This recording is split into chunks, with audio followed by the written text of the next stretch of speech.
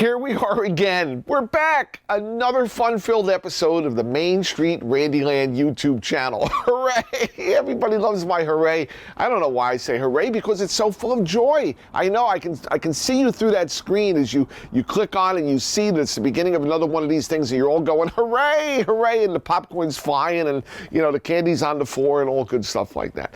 Well, we're over here again at Randyland, over on Main Street of Wildwood, which is Pacific Avenue, and people look in my windows all the time. You know, sometimes I put a tarp up in front of it because, you know, it's like, you know, you have absolutely no privacy here. It's like being in a fishbowl.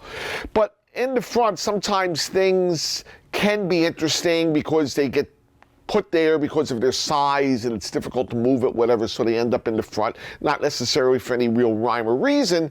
But, you know, my camera guy was asking me about this big machine over here, and he was calling it a photo booth. Everybody knows what a photo booth is, right? You know, you go in there, you smile, and you have your picture taken. It usually comes out on a strip. You know, the classic ones had, you know, 4 pictures in a strip, and they were really great. It was actually a photo processing machine. And yes, I do have photo booths, but this is not one of them. This is not a photo booth. This is a record booth. It is a recording machine that actually made a record for you, and it would roll it out when you were done, just like the photo booth would drop out, you know, your photos. It would roll out your record, and they were really cool. You could take your record, and you could, you know, mail it to somebody, because records are flat. You could put it in an envelope and you could mail it to grandma or your girlfriend or things of this nature. You know, I think of the Flintstones. There was an episode of the Flintstones where Fred went to the amusement park and he was singing the really beat song, snapping his finger, and he was really, really cool. And he was doing it in the record making machine. And, you know, of course, the bird had to be pressed down with its head onto the beak with the record. Who's that swinging down the street?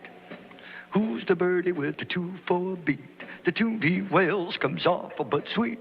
I'll listen to the dirty bird sing. I think as the episode went, you know, he was called away by Wilma or whatever, and he left the record in the booth.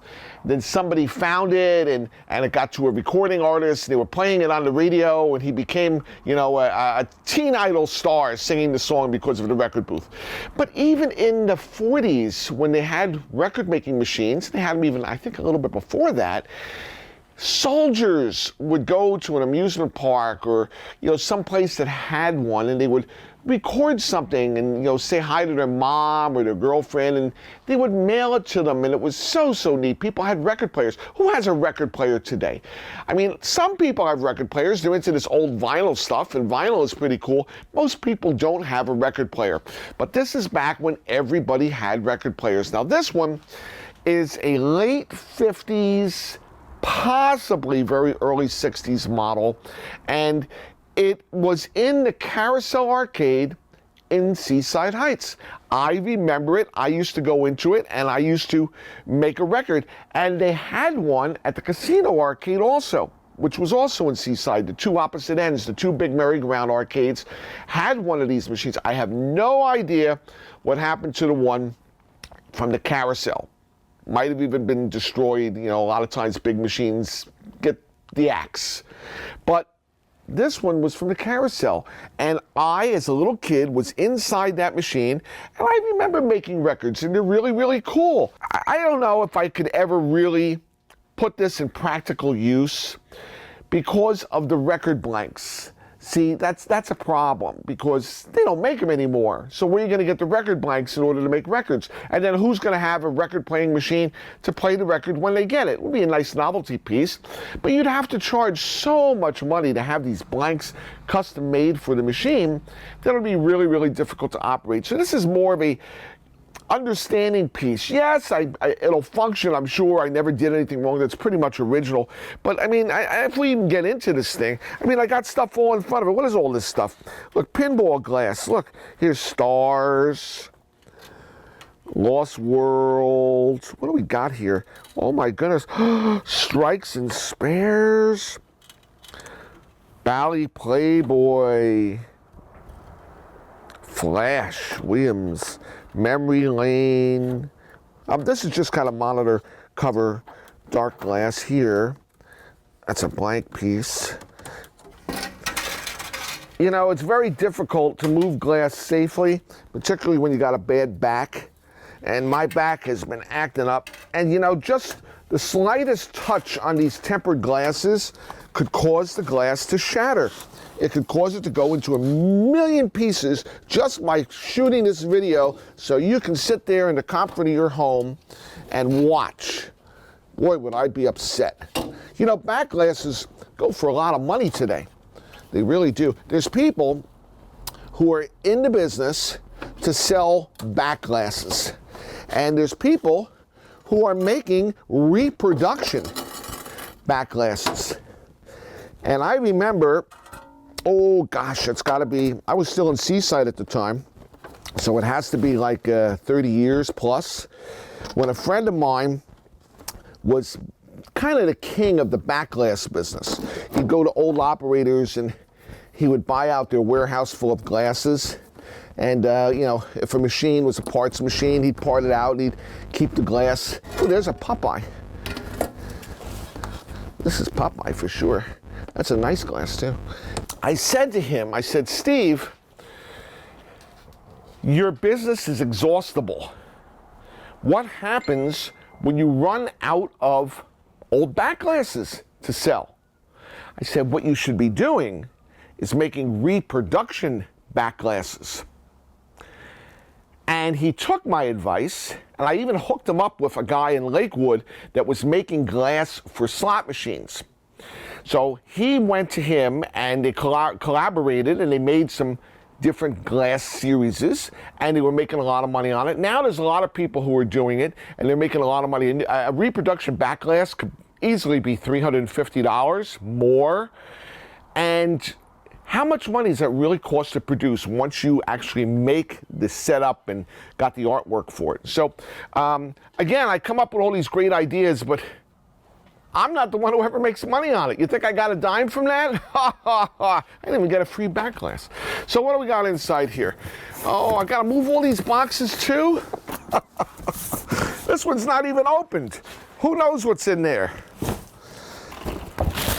At least I get to go through some of the stuff. Oh, the Magic Kingdom trolley. Relive the experience. Look at that, a couple of the guests have fallen out of their positions there. Isn't that nice? There's a, look, there's a little trolley driver. Who does he look like? I must have been into this for a while. What do we got here? Look, it's the Seven Dwarfs. Cinderella Castle music box. That's interesting. Look, more Main Street stuff. There's a Tigger, trees, Winnie the Pooh, more lighting. Look at this, I got it all. It's all in there. What is this? Another trolley.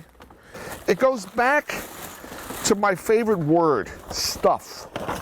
Yes, I collect stuff. And it's all got some meaning, and I don't want to shove this in the box and break it because that's fragile stuff, and obviously I spent a lot of money for it. Oh, look at this. More boxes of unknown stuff because it's not even opened. We'll get in here. We'll get to the bottom of it. This is a pile of boxes that I didn't open. I think of the old song that used to play on the jukebox in Action Arcade. And he used to go, who could it be now? Who could it be now? So, what could it be now? Aren't you curious just to open one? Oh, God. We could be disappointed.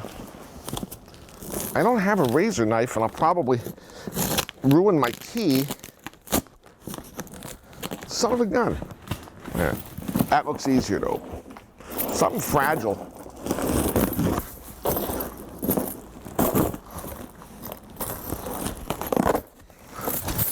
All right, we're getting in there.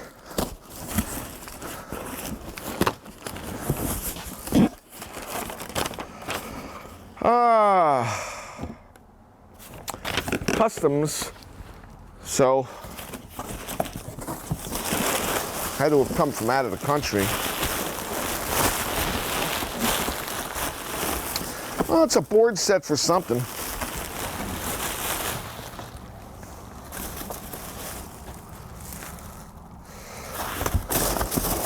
Of course, I don't recognize it. What the hell did I buy? Oh, you know what it is?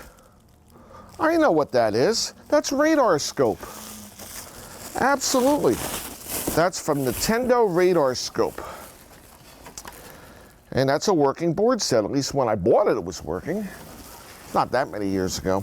You know how much a working radar scope board set is worth? What would you venture to say? Oh, 50 bucks! I'll give you 50 bucks for it. Here's the extra board that goes with it too. Look at that. Oh yeah. The days of 50-buck boards are long gone, kids. Long gone. I would venture to say that a radar scope set of boards is probably in the $700 to $800 range. How's that for you? Now, all those who don't believe me, go find one and see. So, what else we got in here? Oh, I emptied it. Well, look at that. Isn't that neat? Now, you know what that slot is down there? That's where the record rolls out. Recording when light is on. On the top here, this is your meter that shows you how much time you have on your record. It turns red. You see the red down in the bottom? Well, that kind of moves up and the whole thing becomes red, and that's how you know you're done with your recording. Is it locked? Now look, I got it open. Here we go. Ooh, love it. What's on the door? Not a whole lot. You got a speaker down on the bottom. You got your coin mech system over here. You got your coin box. Here's your timer that's just going around with your record score. Now, what went in here? Do you think that was records? No, that was paper record jackets. That it would actually dispense to you a record jacket to put your record in. Now, trust me when I tell you, when I was a kid in 1960, they already didn't give you record jackets. That was something they discontinued real quick. So the record jacket used to come out to you here, and the record would come out down there. So where did they put the records? There it is in here. Now, you see this? This is actually the mechanism that cuts your record. All the records would sit in that hopper right there. Those would be the blanks, and the platinum would turn. It looks like it could have a record in there right now. You see what's black there? So underneath here you have your needle and your electronics in your arm, and that would actually cut into the record, and then that carriage would turn and it would drop the record it just cut into here, which would funnel it down and roll it out to you. Meanwhile, the next blank record would be turned and fed into under the needle for the next person. Simple controls up here. There has to be, up there it is down on the bottom. There's your electronics. That's all tubes, I'm sure. So would have to be gone through with vacuum tubes. You know, vacuum tubes last forever if you don't break them. So that's the record-making machine. Of course, your nice fluorescent light on top that goes along with everything else. I love the pegboard construction. It gives it very, you know, it gives it that sound studio look. And look, you could even close your door. I don't want to close it so much I can't open it. And it says, send, move these signs here. Oh, it's send a recording. Send your greeting. All right. With the nice birds carrying the, the record in their mouth. It's a Calibre. The Calibre Auto Recording Machine. Isn't that neat? 45 RPMs, 50 cents. Why, I remember when fascination was a dime. I hear that all the time. Unfortunately, there aren't any record blanks here to show you what they're like. But I think I have some. Wait a minute, let's go look. We gotta find these records someplace. Where could it be? Oh, we always run into my Alice in Wonderland parade costume head. This is from the clubs, from the cards. Oh boy, what do we have here? A pail of record blanks. Look, it's got dirt and mold on it. That'll wash off. But what do we got here? Any clean ones? No, they're all kind of dirty. But see, it's It's plastic. It's a piece of vinyl, but it's flat, and it will cut into that. Now, it doesn't have a label on it, and notice it doesn't have the big hole that your normal 45s have. It's got a single spindle. Oh, look. That's the little paper it would give you. Voiceograph recording, the ideal greeting card. Please insert recordings between cards. And then it could even have a place for you to address it. First class mail. Isn't that nice? So there's a pail of records. You'd have to have these blanks reproduced. And I bet you today, by the time you had that reproduced, it wouldn't be worth running the machine, even at $5. You're not going to produce 1 million of these things. You're going to produce a small amount. So I don't know, what could it cost? You're going to have somebody make a mold probably of that thing. I don't know. Well, anyway, do you know they came out with a more modern version of the record machine in later years, and it was a CD making machine. You went in and you did the same thing. It was a booth and you sang and you made a recording. They were even a little sophisticated where they could have music added to it. With modern technology, you could sing like a karaoke with the song.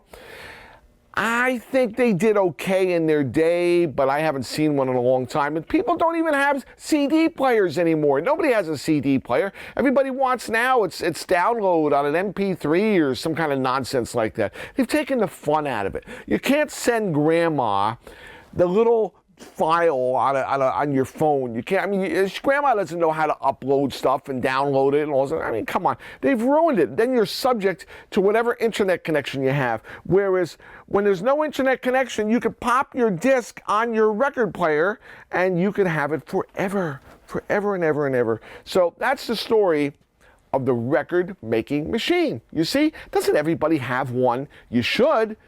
At least we got one here at the Randy's Collection here at Main Street, Randyland. So we'll see you next time for the next fun-filled episode. Bye, guys. I gotta find one that's pre-recorded. I know I made one when I was a kid.